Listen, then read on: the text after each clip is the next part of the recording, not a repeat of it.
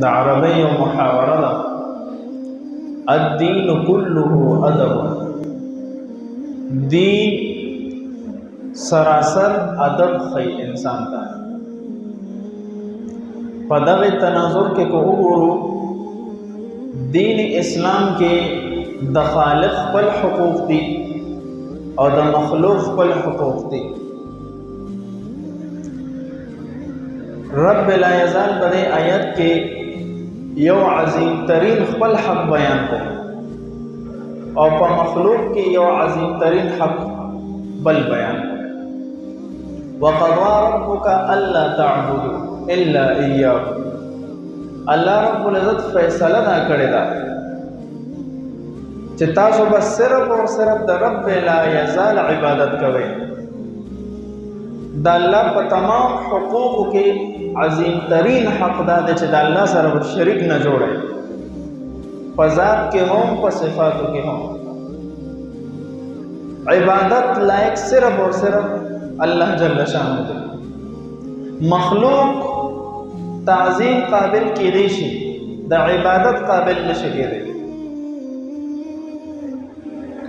او په مخلوقاتو کې رب ذوالجلال چې کوم عظیم ترین حق زموږ او تاسو په ذمه لازم کړی دی، هغه د والدینو حق دی. وبالوالدین احسانا. الله جل شانه د خپل حق پسې متصل د والدینو حق ذکر کوي او موږ تاسو ته حکم کوي چې د خپل والدینو سره انتهایی د نرمۍ معامله کوه، حسن سلوک کوه. اما یبلغن عندك الكبر او احدهما. کو چرته والدین د دوه بوډاګان شي یا یو موجود وي یو وفات شوی او یو بوډا شي، نو ادب راته کوي فلا تقل لهما اف. اف قدره وته هم اونګه چې دا وزله د تکلیف نه رسي. حسن بصری رحمه الله فرمایي کو د اف نه هم کم درجه کې یو لفظ موجود و چې په هغې سره والدینو ته تکلیف رسېدو، الله به هم حرام کړی. اوف دا انتهایی کمه درجه ده د تکلیف، والدینو ته به اوف قدرې هم نه کوي. ولا تنهرهما. دریم ادب دا دی چې والدین به رټئ نه، په نسه خبره یاره تاسو مور نه پوهیږئ په دې مسله، یاره تاسو بوډاګان شوي، اوس جدید دور دی، تاسو له څه نه خبر یې. رټل په نسه خبره باندې موږ ته حکم دا دی چې رټئ به نه. وقل لهما قولا کریما. او چې کله مور سره خبرې کوي، نرمې نرمې خبرې، د خوشحالۍ خبرې، د مور او پلار په مخ کې به په داسې انداز د غم په شکل کې راننوځي نه چې مور او پلار زړه ته تکلیف ورسي چې دا بچی مې په څه تکلیف کې دی. څومره په مینه باندې د مور او پلار مقام راته بیانوي الله جل شانه. واخفض لهما جناح الذل من الرحمه.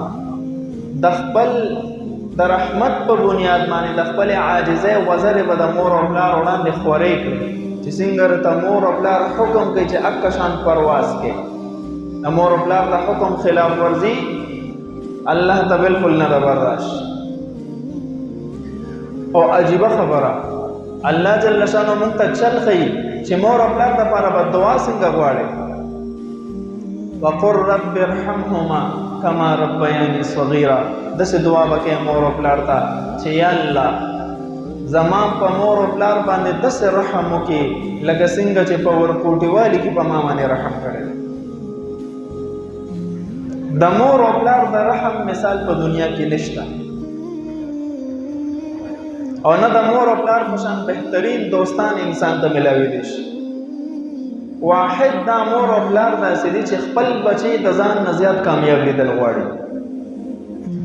د خپل بچی د کامیابۍ دپاره شپه ورځې په ځان یو کړي، هر قسم تکلیف د ځان نیولي چې زما بچی کامیاب شي په هر میدان کې. بهترین دوستان مخلصین دوستان مور او پلار دي په دنیا کې د دې نه زیات څوک مخلصین نشي کېدی